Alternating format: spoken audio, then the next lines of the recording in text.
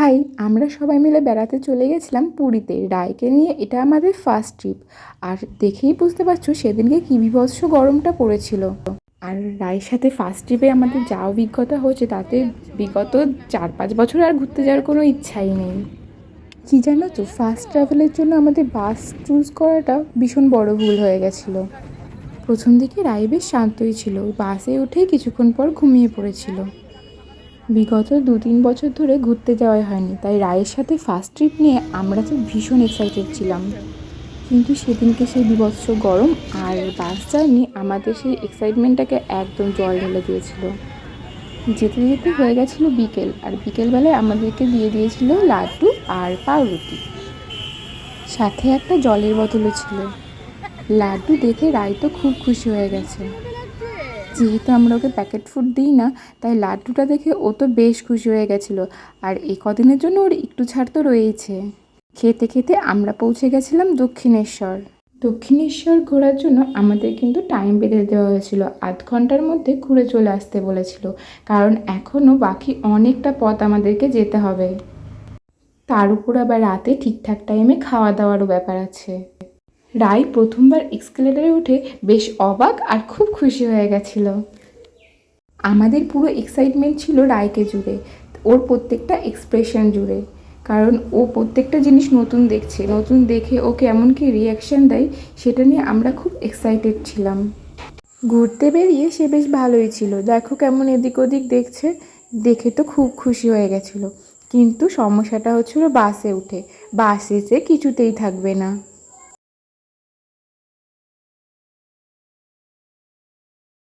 রায়ের সাথে সাথে আমারও এই প্রথমবার দক্ষিণেশ্বর আসা। রায় তো কালিমাকে খুব ভালোবাসে, আমি তো শুধু ভাবছিলাম কালিমাকে দেখেও রিয়াকশানটা কী দেবে। যেহেতু ভেতরে মোবাইল নিয়ে যাওয়া অ্যালাউ ছিল না, তাই মোবাইল নিয়ে ভিডিও করতে পারিনি। কিন্তু রায়ের রিয়াকশানটা ছিল দেখার মতো। কালিমাকে দেখে ও যে কী খুশি হয়ে গেছিল, সারাক্ষণ কালিমা কালিমা গান করে বেড়াচ্ছিল। কালিমাকে দেখার পর সে তো আর কিছুতেই আসবে না, সারাক্ষণ কালিমাকেই রেখে যাবে। তারপর অনেক বুঝিয়ে সুঝিয়ে তাকে নিয়ে আসা হয়েছে। বাস থেকে নেমে সে অনেক স্বস্তি পেয়েছে, তাই তো সারাক্ষণ কেমন গুড়গুড় করে বেড়াচ্ছে দেখো। এত চঞ্চল মেয়ে কি বাসের মধ্যে আটকা থাকে বলো।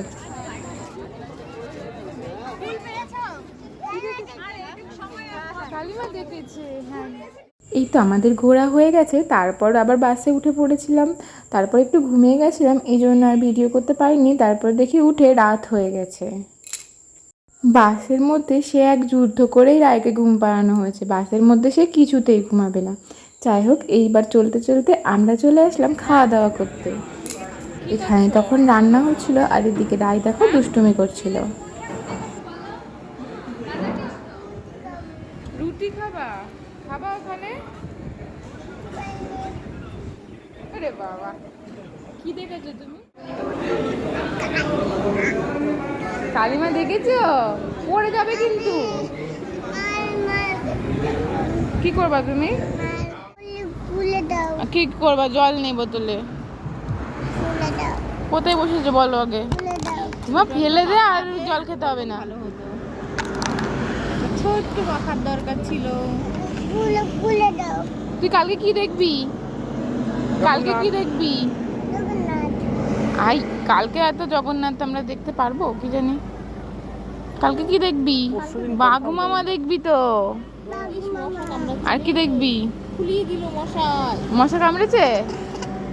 কি কামড়েছে? কি কামড়েছে তোকে?